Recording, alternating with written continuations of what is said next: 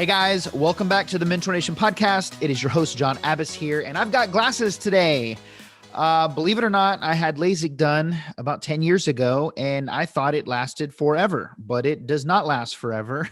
Apparently, it only lasts 10 to 15 years, and I'm going blind again, so I had to pick these babies up. So anyway, I'm excited for you to spend a little bit of time with me today. I can't tell you how much that actually means to me.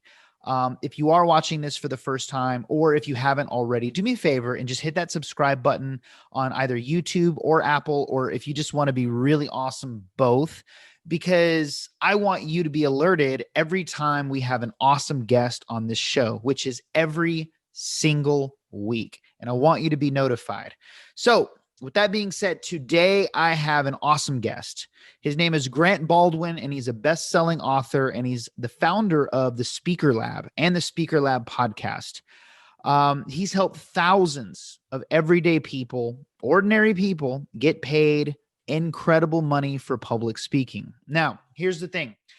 I know what some of you are thinking, and before you discredit this episode or you feel like it doesn't apply to you, or you're thinking to yourself, I hate public speaking, or I don't have anything valuable enough to say to get paid big money for it or small money for it. Look, before you judge this episode, just listen to it first. As you will see, Grant was a very ordinary guy. He was just a youth pastor, learned that he enjoyed inspiring other people. And soon after that, he decided that he wanted to do more and inspire larger groups of people. And he wanted to do it all over the world. He didn't have some crazy upbringing. He didn't build some company to $50 million first. He wasn't some big celebrity. Grant literally made a decision that he wanted to help people.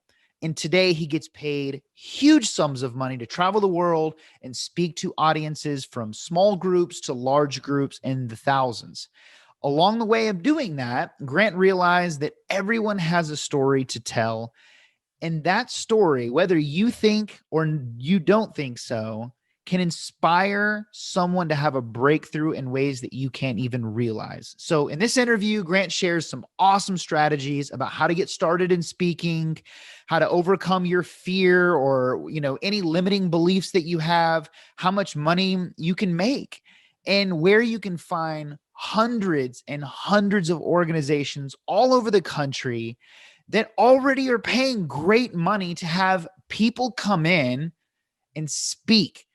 Organizations, youth organizations, schools. We talk about all of that. This was a fun episode, guys. I know you're going to enjoy it. So sit back, relax, and please help me welcome Grant Baldwin to the podcast. All right, Grant, I appreciate you being on the Mentor Nation podcast, man. It's great to have you on here.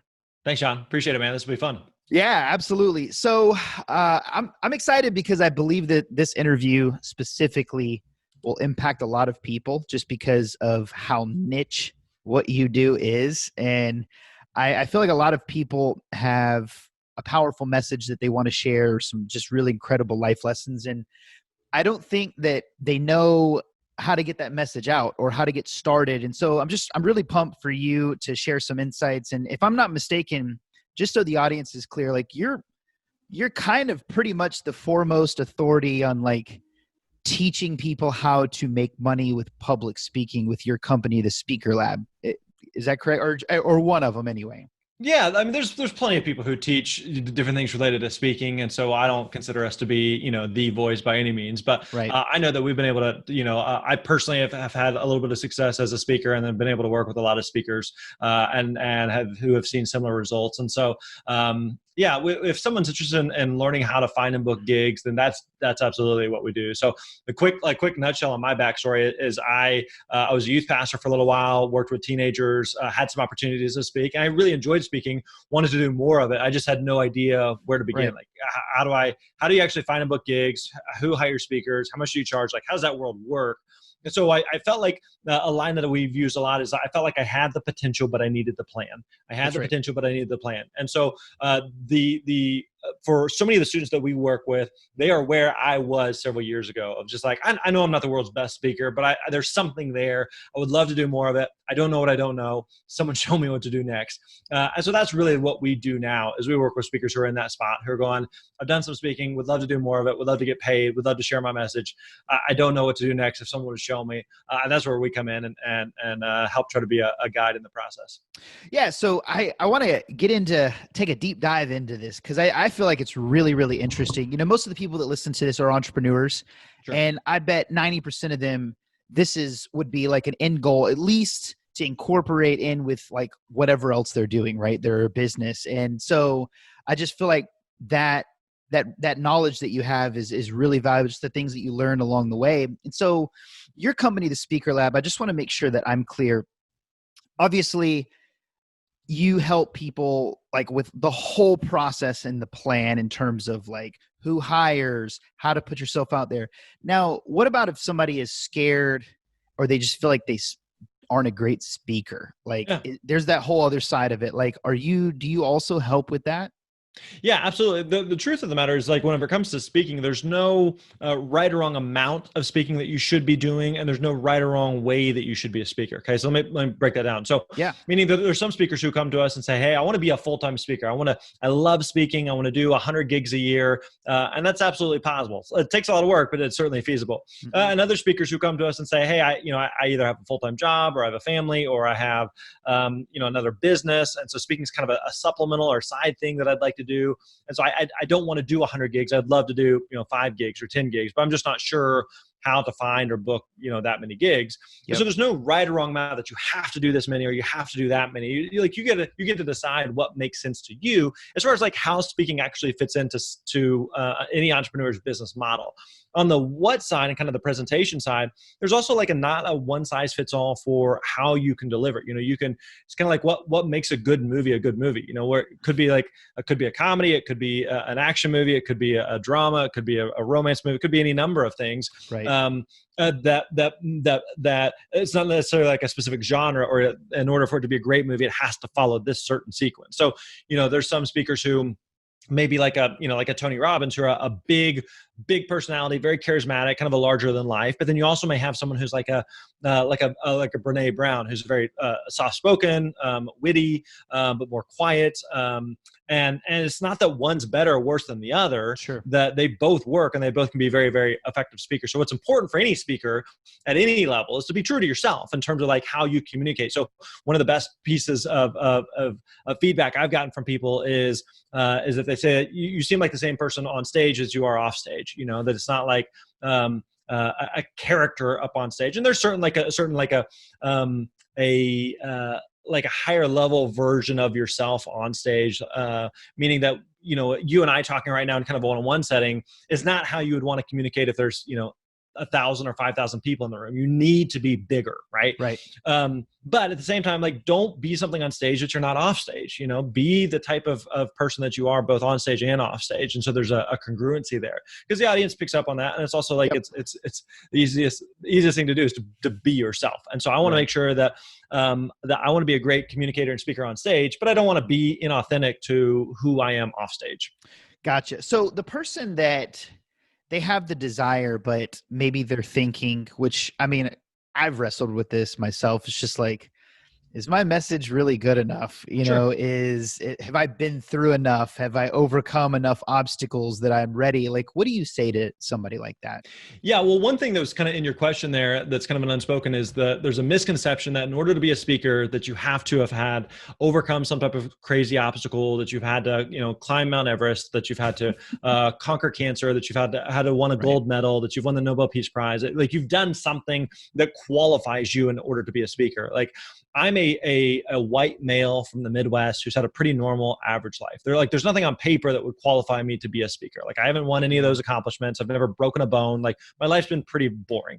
And so on paper, you're just like, well, there's no reason that you should be a speaker. But Right. the reality is like there's a lot of great speakers who don't check the box on, as far as like, they won American Idol, or they, used to be a talk show host or whatever, like, so don't feel like you have to have some certain type of credentials in order to be a speaker. One of the things that's really, really important for any speaker to recognize is that as speakers, we are in the problem solving business. And so an organization, a group, an audience member, they don't care about all your credentials. What they care about is, can you solve my problem? Right. Now, if you have some of those credentials, can it help you get your foot in the door? Sure. Like that, it doesn't hurt. But all things being equal, that ultimately at the end of the day, people want to know, how can you solve my problem? And so that's really what any speaker at any level needs to be thinking about, of what it is that you need to do. And as far as like, does my message matter? Your message matters as long as it can solve a problem. And so if it's just you saying, I just want to be a speaker, I just want to, tell my story, or I just want to help people. It's just kind of this generic, like kind of touchy feely. I just want to help people with and tell people, that they can do it. It's like, that's all cute, but like at the end of the day, do you solve a problem for the audience? If you do, and if you can do that in a compelling way, you can be very successful as a speaker. That's awesome. When I was doing research, I had a whole list of questions, and then I found this video where you covered this thing called the Speaker Success Roadmap. And the video was 3 years ago, so I don't know if it's 100% relevant today as it was at that time, but that really encompassed most of the questions I had. And so I was wondering if you could just go into that a little bit. I thought it was really clever how you had the acronym. It just, all of it was really valuable. And so I just wanted to have you share that, if you don't mind. Yeah. And so in fact, we cover this more in depth inside the book, The Successful Speaker, 5 Steps for Booking Gigs, Getting Paid, and Building Your Platform. So definitely I'd encourage people to go check that out. Again, the book's called The Successful Speaker. But the nutshell is it makes that acronym SPEAK, SPEAK. And that's kind of what you described, that speaker success roadmap.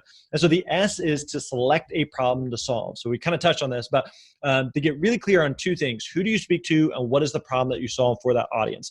The mistake a lot of speakers make is we just say, I just want to speak. Who do I speak to? I speak to people. I speak to humans. My message is for everybody, right? But that doesn't work. Like, you want to be really clear about who it is that you speak to. And again, you want to make sure that you're solving a specific problem. So one way we like to talk about it is, you want to make sure that you are the steakhouse and not the buffet. The steakhouse, not the buffet. Meaning, John, if you and I were looking for a good steak, like we have a choice. Like, we could go to a buffet where steak is one of 100 different things that they offer, and they're all mediocre. Or you could go to a steakhouse where they do one thing, but they do that one thing really, really, really well. So they don't do lasagna, they don't do tacos, they don't do pizza, they don't do cupcakes, they do steak, and that's it, right? Right. And so it's counterintuitive, because we think, but if they offered all of these things, they could attract more customers to their restaurant. But like, nobody's excited to go to Golden Corral. Like, people are excited to say, like, I want tacos, or I want steak, or I want pizza. And so I'm going to go to a place that just does that.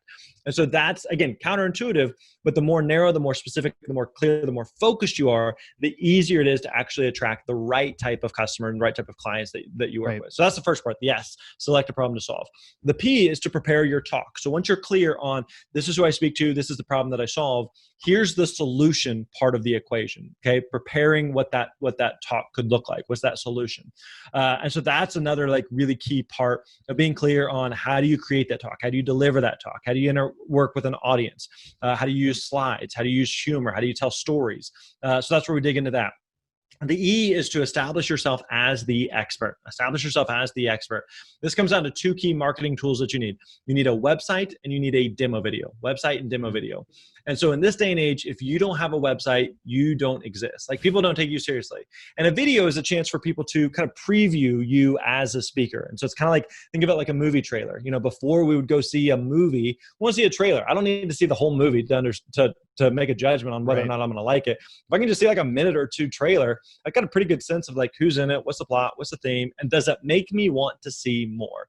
And that's really the point of a demo video, is to help a potential buyer look at something like that and give them an assessment of, is this the type of speaker that we would want to have for our event?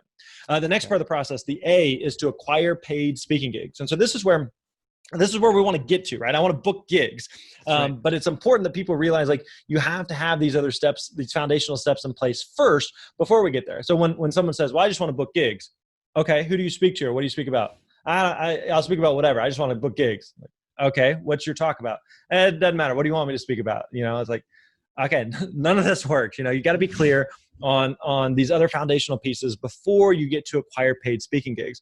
Now, the other mistake that a lot of speakers make is they're very reactionary. That I want someone to want to hire me to speak, so I'm just going to sit back and I wait for the phone to ring. I wait for someone to ask me. I wait for someone to come across my site, and we just sit. And it's very, very reactive and passive versus being proactive and saying, I want to book gigs. What do I need to do to actually do that? And so that's a lot of what we teach.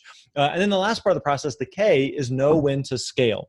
Know when to scale, meaning that there's a lot of people who are interested in speaking, but are also interested in, coaching or consulting or podcasting or doing social media or doing a course or doing a book or doing any number of things. And so we always tell speakers, you can do all the things, but you can't do all the things at once. Some things are going to come first. Some things are going to come last. You got to be clear about how does speaking fit into the mix. So again, big picture, the SPAK, that's what makes the speaker success roadmap that we teach. That's awesome. So I have a question that I feel like some people will be wondering in terms of solving a problem. So I know obviously your company, the Speaker Lab, I know exactly what that problem is, but in the video, your demo video that I watched, you speak to everything from college students to corporations.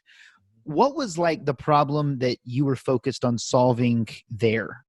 Yeah. Like, what did you identify for yourself? Yeah, I can kind of go through my own iterations of my own speaking journey. So whenever I got started, like I mentioned, I used to be a youth pastor. So I had worked with students. So I enjoyed working with students. So a lot of the early gigs I was doing for the first several years was focused on high school students. So I did a lot with school assemblies, and I did a lot of student leadership conferences. So they have a lot of these like state conferences and events for high school student leaders. And so I would speak at a lot of those.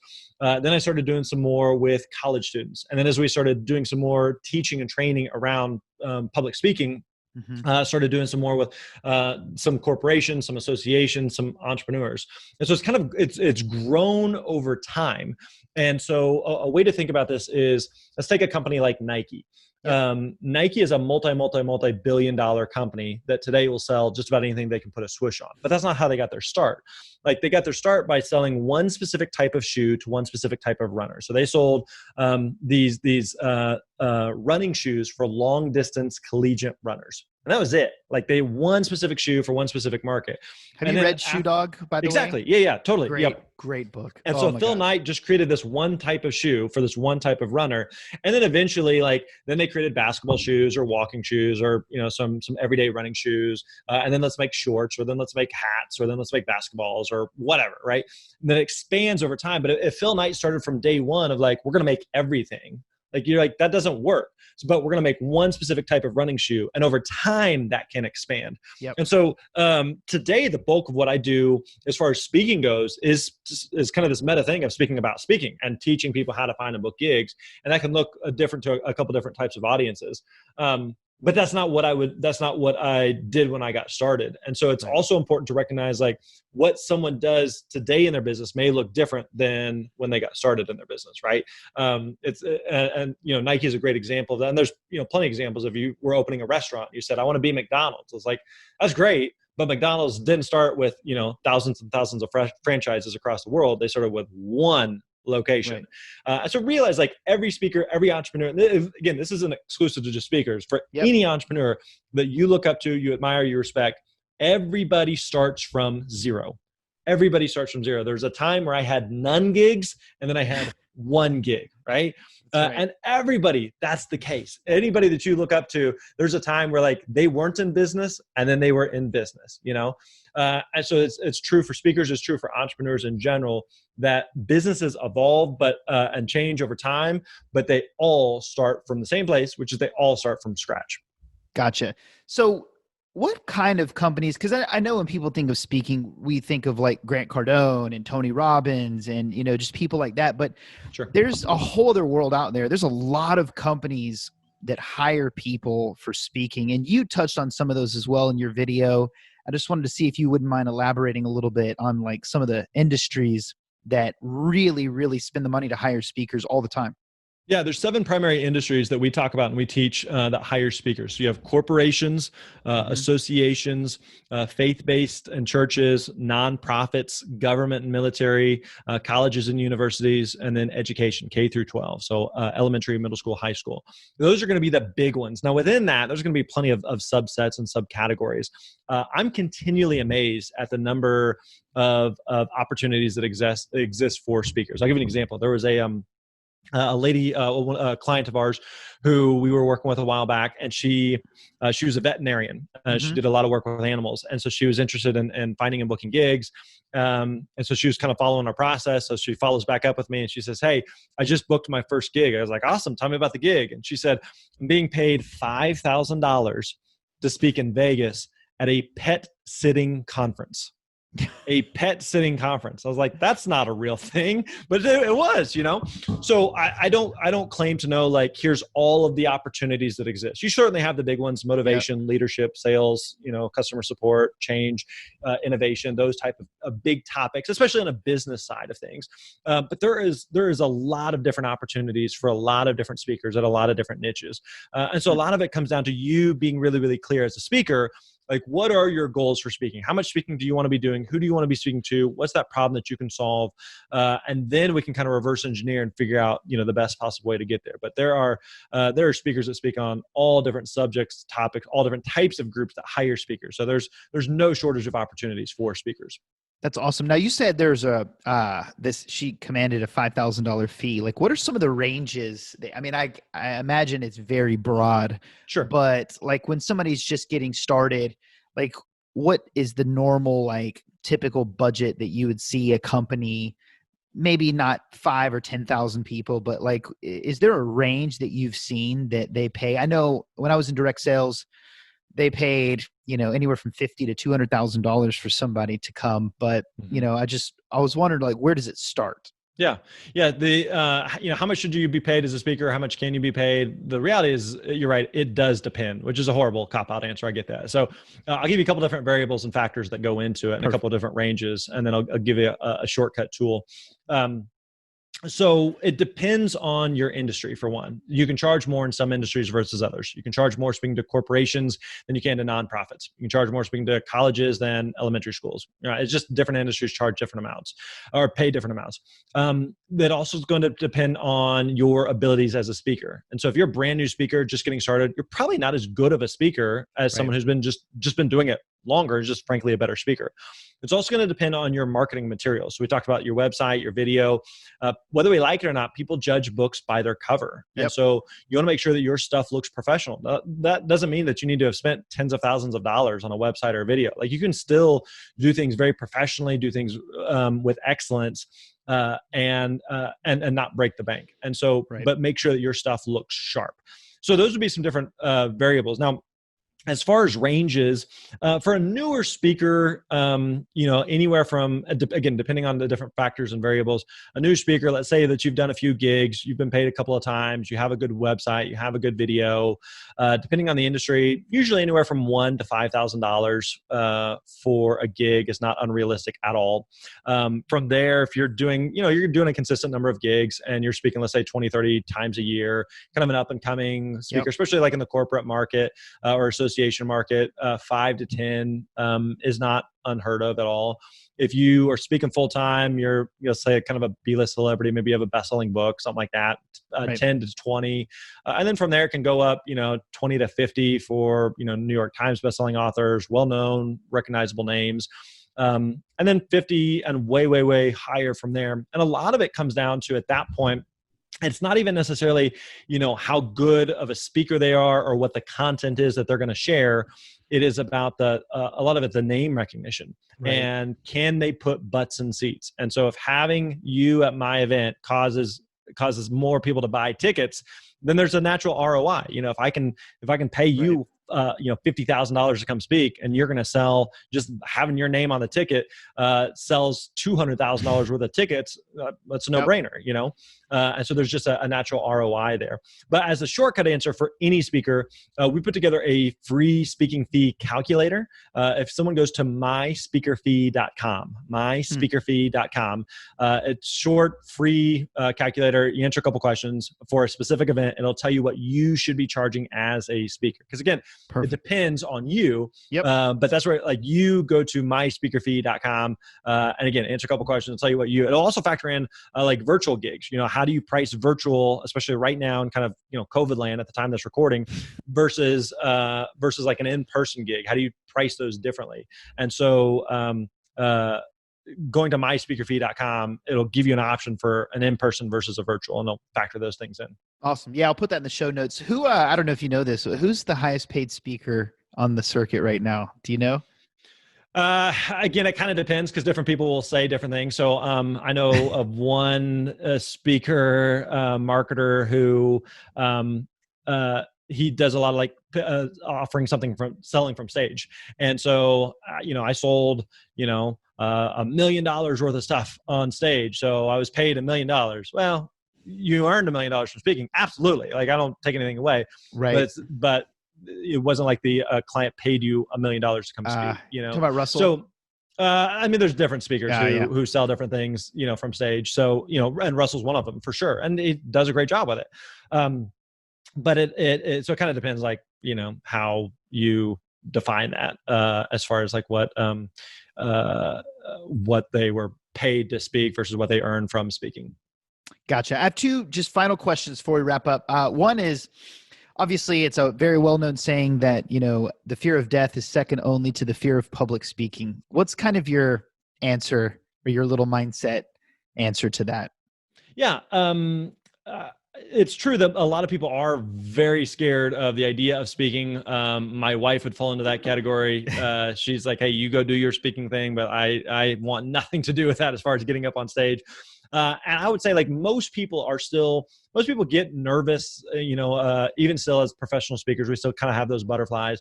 I think oftentimes it is a misconception that nerves is a bad thing. I think if anything, it means that what you're doing matters. It's important. It's significant. I think about some of the most important moments in my life, whenever I proposed to my wife, whenever my daughters were born, those type of things. You feel some of those same butterflies, and it's not like, oh, this is going to go bad, or this is going to be a disaster, or I'm worried it's going to be a failure or something. It is like the body's reaction of adrenaline pumping, of just oh, this is a really big deal. Heads up, buddy, pay attention.